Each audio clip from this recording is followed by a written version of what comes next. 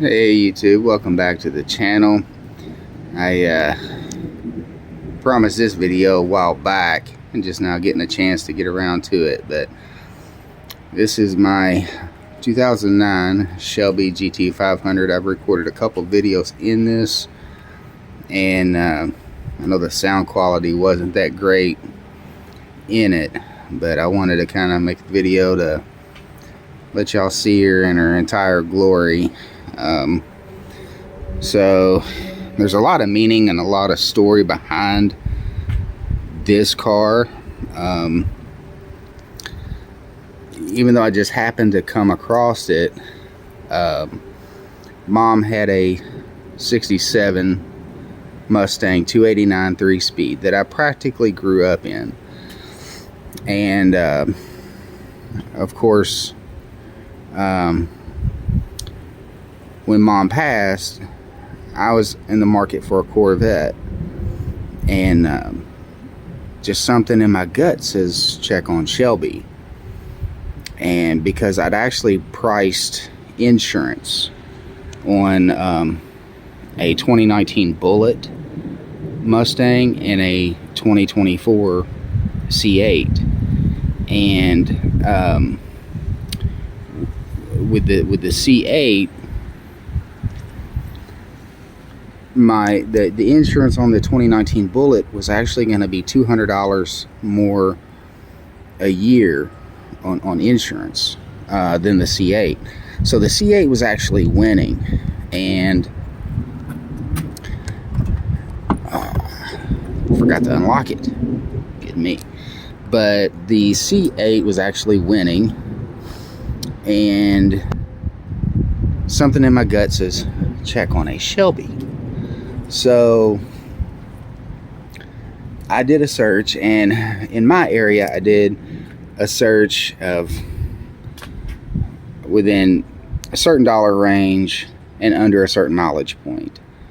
And in my area within 200 miles there was only 5 of these, and I really wanted this body style. You know, some people may be like, well, why didn't you get a new Shelby? Why didn't you get a certain year Shelby? Why'd you pick an 09? And that's simply the body style, the design, and that is because this first gen, this is kind of like the first new generation of the Shelby. When the Shelby GT500s came back on the market, they resemble the 60s models. I think personally they resemble the 69s out of all of them, and that's because of the tail lights, the shape of the tail light on these. But this one has just turned 41,000 miles, and I bought it, it had 39,000 miles, and a collector had it and released it from his collection, and that's the reason why this one was available. But what was ironic about this was it was at the same dealership that my grandfather's pickup truck was in '87.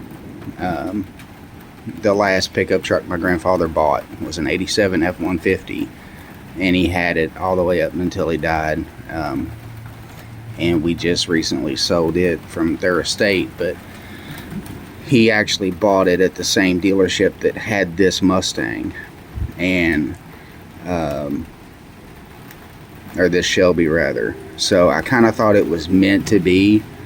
And years ago, I'm not really a what you would call a Ford guy. I was raised in a Ford family, but I have the sentiment to the Mustang because of Mom, and she had that 67 for 32 years. So I was practically raised in a 67 Mustang. So this is more to honor her.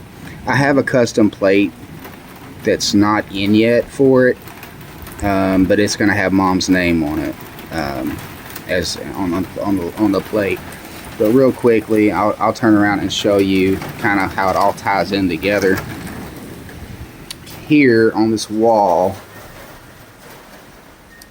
was, I know it's a little blurry, that was my first, no, I take that back, it was my second Mustang that I bought, and it was back in 2000, and that is parked at my grandparents' house.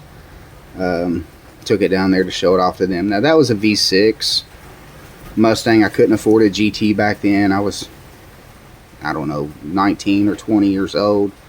Insurance was high, that sort of thing. But my Mustang was black. So I've had two Mustangs prior to the Shelby. Sorry, my garage is a mess. But my first Mustang was an 88 GT with factory T-tops.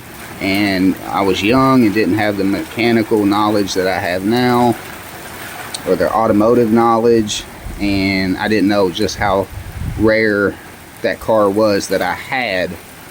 And I no longer have it, but it was black.